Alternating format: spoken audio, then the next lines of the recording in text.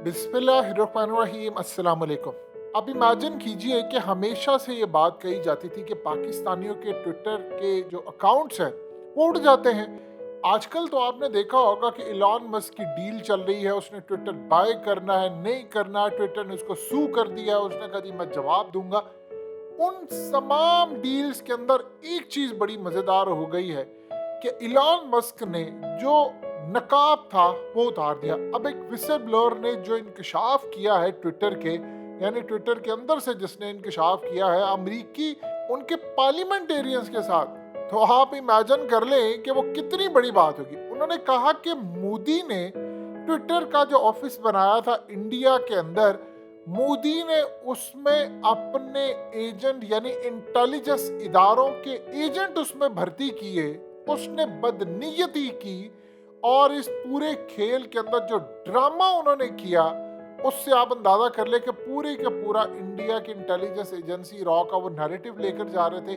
पाकिस्तान से जो सूरत हाल होती, हमने क्या करना है मुर्शिद, हमने क्या करना है, हमें तो अपनों से ही फुर्सत नहीं है, हम तो अपने ही वजीर मारने पर तुले हुए हैं, प्यादे अपने मारने पर तुले हैं।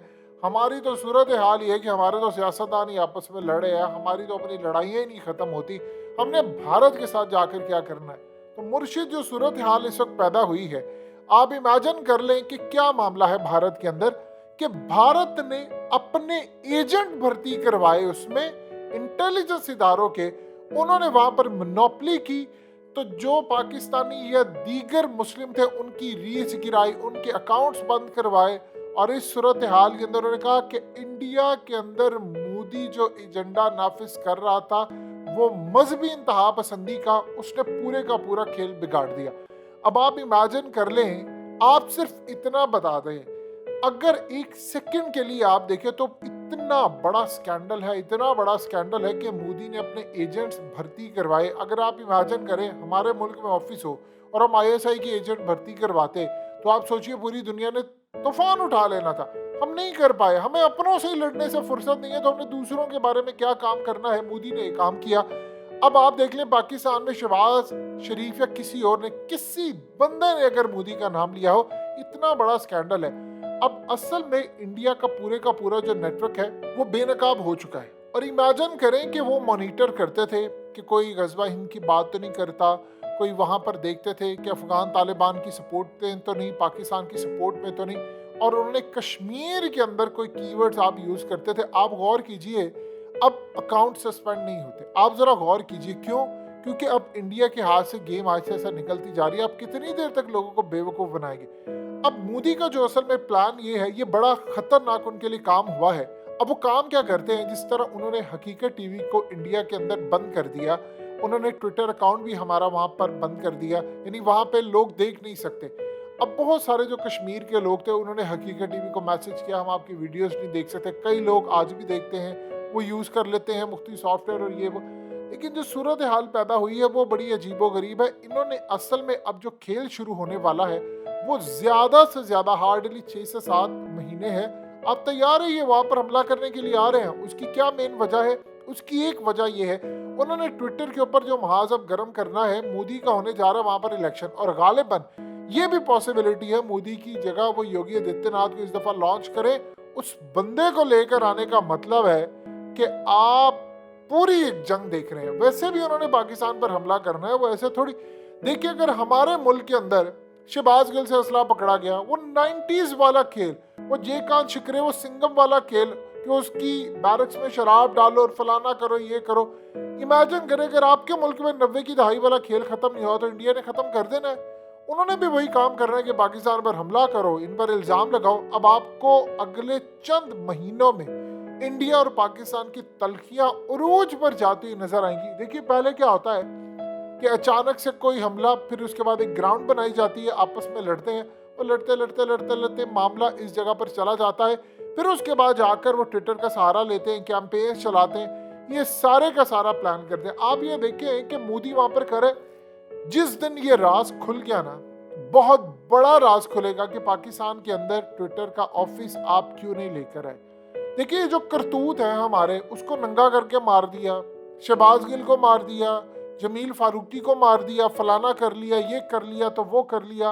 आप बता दें, आपने इन सब को मारा, आपने इन सब के साथ जो सूरत हाल की, उसके बाद क्या मामला सामने आ रहा है? यानी आप उनको नंगा करके मार रहे हैं, तो आपने किसी जगह पर जाकर ट्विटर को ये कहना है कि जी हम तो फ्रीडम ऑफ एक्सप्रेशन के चैंपियन है बहुत बड़े, वो आपको ऑफिस खोलने देंगे?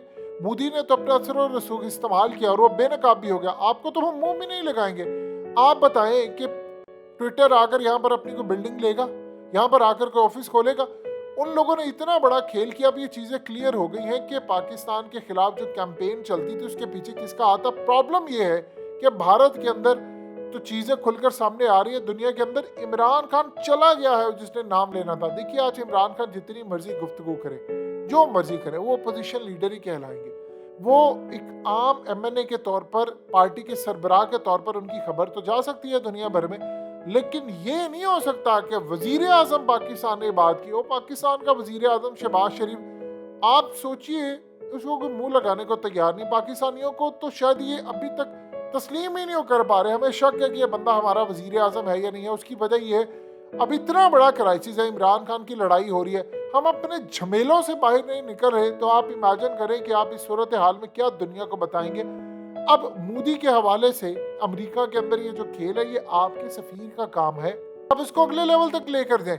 आप दुनिया को बताएं कि यहाँ पर ये जो लोग हैं, इनके हाथ से आप ऑफिस खत्म करें, इसको अमेरिका मुंतकिल करें वापस, और ये पूरे का पूरा सिनेरियो इंडिया के अंदर से वाइंड अप करें।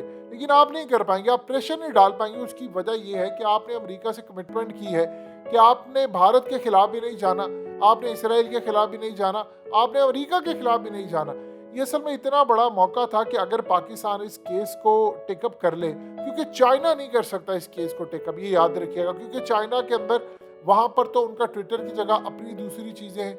लेकिन अगर पाकिस्तान इसको टेकअप केस को कर लेता है, तो यकीन कीजिए ये इतना बड़ा काम हो जाता है कि इंडिया के अंदर हम इनका ऑफिस बंद करवा सकते हैं, अगर पाकिस्तान प्रेशर डालता। और ये सिर्फ काम इमरान खान कर सकता था। मिसाल के तौर पर जब हमने कहा कि भाई हम रूस से तेल लेते रहेंगे, आप भारत को मना करो, उस वक्त मोदी के ऊपर इतना प्रेशर था, इतना ज्यादा प्रेशर था कि आप सोच भी नहीं सकते। अब मोदी पर कोई प्रेशर है, आप बताएं, कोई बयान जा रहा है मोदी के खिलाफ, कोई कश्मीर, इवन के इंडिया ने इस वक्त तकरीबन 30 लाख के करीब नॉन कश्मीरीज वहां पर हिंदू लाकर ये बसा रहे हैं, और उसके बाद नेक्स्ट फेज के अंदर 50 लाख, फिर 30 लाख, इस तरह करके 2.5 करोड़ उन्होंने कर लेना है। फिर उसके बाद उन्होंने आपको जाकर कहना है कि हाँ जी बताओ अब आप कहाँ पर खड़े हो, अक़वाम मुत्तहिदा को कहना है रेफरेंडम करवाओ, हम तैयार हैं। और उसके बाद रेफरेंडम के लिए उन्होंने ये याद रखिएगा, ये नहीं हो सकता कि आपके मुल्क का रेफरेंडम कह दे कि हम इसके साथ हैं और वो कह दें। उन्होंने क्या नहीं, इकट्ठा करवाओ।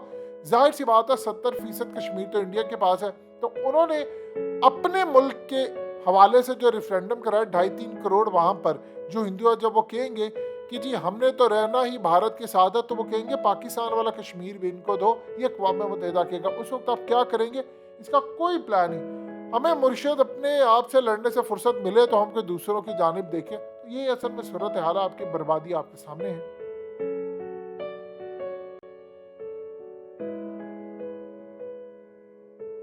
हकीकत टीवी के बैकअप चैनल हकीकत टीवी 2.0 को सब्सक्राइब करना मत भूलिए। वीडियो को लाइक करें, शेयर करें और कमेंट सेक्शन में अपनी राय का इजहार जरूर करें।